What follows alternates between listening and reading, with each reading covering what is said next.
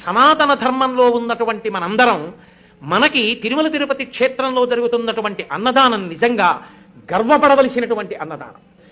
మీరు వెళ్ళి చూడండి, అక్కడ ఇప్పుడు ఒక పెద్ద గోడ ఒకటి ఆ నిర్మాణంలో వచ్చింది. ఆ గోడ మీద ఒక అద్భుతమైనటువంటి చిత్రాన్ని రూపకల్పన చేస్తున్నారు. సలహాలు ఇమ్మని కోరుతూ పుస్తకాలు పెట్టారు. అక్కడ శ్రీశైల క్షేత్రంలో బయలుదేరి త్రిపురాంతకం వచ్చి, త్రిపురాంతకంలో బయలుదేరి మహానంది వచ్చి, మహానందిలో బయలుదేరి అహోబల క్షేత్రం వచ్చి, అహోబల క్షేత్రంలో బయలుదేరి తిరుమల వస్తాయి. ఈ మధ్యలో ఉన్నటువంటి కొండలు పరమ పావనమయ్యా నంది మండలము అది ఎలా ఉంటుందో ఒక ఊహాచిత్రంగా ఊహిస్తే, ఆ కొండల మధ్యలోంచి ఎన్నో కొండలు, ఇన్ని కొండల మధ్యలో ఉన్నటువంటి ఈ క్షేత్రములను, కొండ మీద ఉన్న క్షేత్రాలకి ఉన్న మార్గం ఒక పెద్ద పాము మిలికలతో పడుకున్నట్టుంటుంది.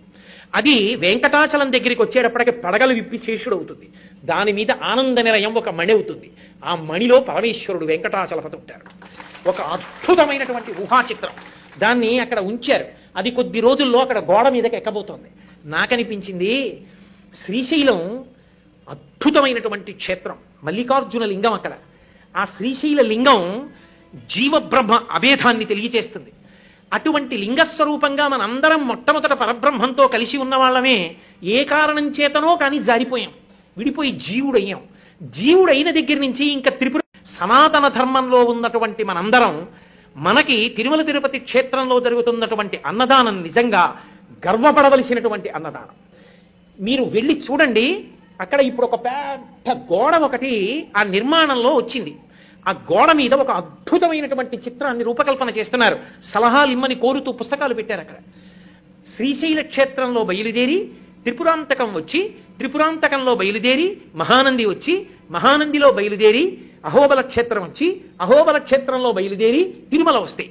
ఈ మధ్యలో ఉన్నటువంటి కొండలు పరమ పావనమయ్యా నంది మండలము అది ఎలా ఉంటుందో ఒక ఊహాచిత్రంగా ఊహిస్తే, ఆ కొండల మధ్యలోంచి ఎన్నో కొండలు, ఇన్ని కొండల మధ్యలో ఉన్నటువంటి ఈ క్షేత్రములను, కొండ మీద ఉన్న క్షేత్రాలకి ఉన్న మార్గం ఒక పెద్ద పాము మిలికలతో పడుకున్నట్టుంటుంది. అది వెంకటాచలం దగ్గరికి వచ్చేటప్పటికి పడగలు విప్పి శేషుడు అవుతుంది. దాని మీద ఆనంద నిలయం ఒక మణి అవుతుంది. ఆ మణిలో పరమేశ్వరుడు వెంకటాచలపతి ఉంటారు. ఒక అద్భుతమైనటువంటి ఊహాచిత్రం. దాన్ని అక్కడ ఉంచారు. అది కొద్ది రోజుల్లో అక్కడ గోడ మీదకి ఎక్కబోతోంది. నాకనిపించింది శ్రీశైలం అద్భుతమైనటువంటి క్షేత్రం, మల్లికార్జున లింగం అక్కడ. ఆ శ్రీశైల లింగం జీవబ్రహ్మ అభేదాన్ని తెలియచేస్తుంది. అటువంటి లింగస్వరూపంగా మనందరం మొట్టమొదట పరబ్రహ్మంతో కలిసి ఉన్న వాళ్ళమే ఏ కారణం చేతనో కానీ జారిపోయాం, విడిపోయి జీవుడయ్యాం.